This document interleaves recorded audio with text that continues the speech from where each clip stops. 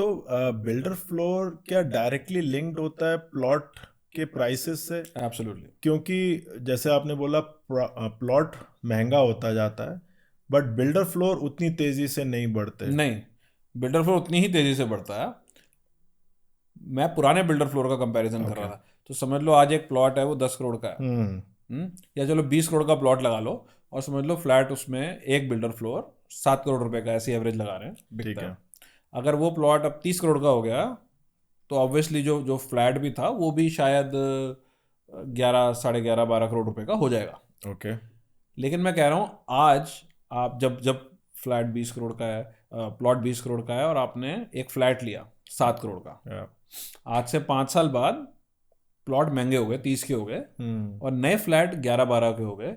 हम्म। तो आपका जो फ्लैट था जो आपने 7 का लिया था वो 11, 12 का नहीं बिकेगा, वो शायद ओके। 9 का बिकेगा। या ऑब्वियसली। तो वो स्पीड से शायद नहीं बढ़ेगा, हम्म। क्योंकि वो आज एक पुराना फ्लैट है। जब कोई लेने आएगा वो कहेगा यार 11 का तो नया मिल रहा है, ये तो मैं तब लूंगा जब मुझे 8 का मिलेगा। ऑब्वियसली। अगर 10 का भी मिलेगा तो मैं 1 रुपये और डाल के यार वही ले लेता हूँ।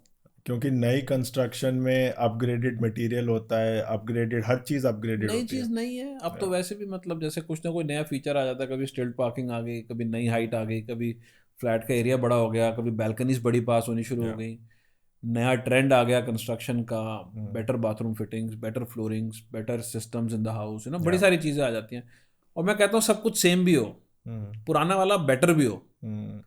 नए फ्लैट के पैसे हमेशा कोई ज़्यादा देगा पुराने से। ऑब्वियसली। तो जो आपने 7 करोड़ का फ्लैट लिया था, आज अगर नया 11, 12 का है, तो आपको 8, 9 ही मिलेंगे।